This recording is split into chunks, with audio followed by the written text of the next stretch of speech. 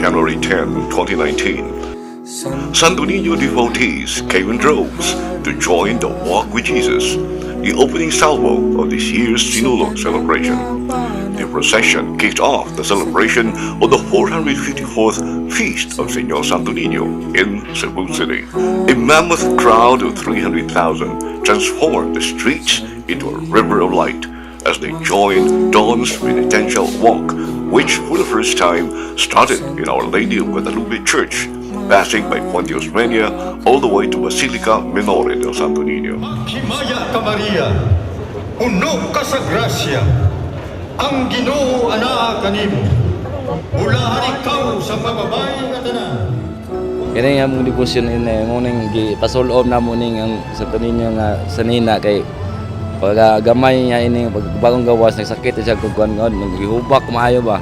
Mo na among gipasulob na mo ning Santo Niño. Antod karon nga ikaduha ka tuig niya kapin.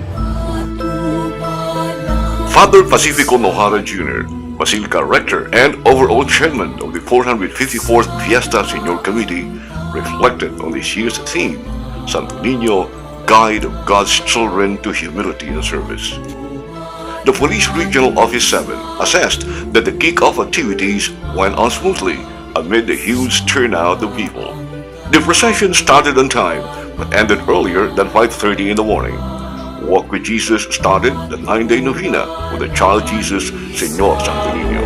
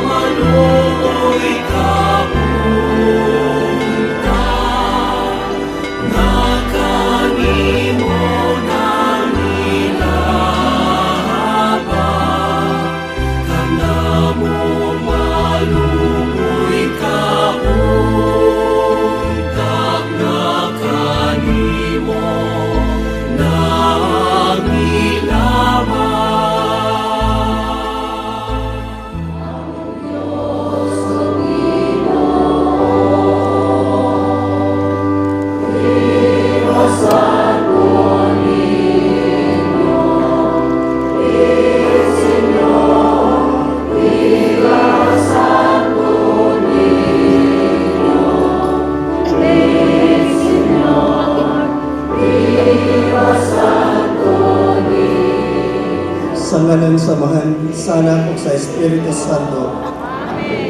Ang grasya sa atong Ginoo sa Kristo, ug ang gugma sa Dios, ug ang panagilusa sa Espiritu Santo, manaa kaninyo. Novena Masses will start at 4 o'clock in the morning and will end at 7 o'clock in the evening with 1.5 hours interval. Kung sa magyuri, something sa atong pagdebosyon kan Señor Santo Niño, ang matag sa kanato, excited kaayo sa fiesta.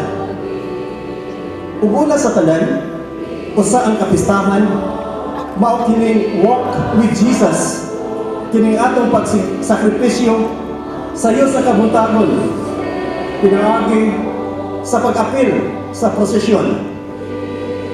Atong gipadaya ang atuang dakong gugma sa balaan nga bata. The Novena Masses will end on January 19, 2019. Viva el Señor! Viva el Señor! Viva Señor Santo Niño! Viva el Señor!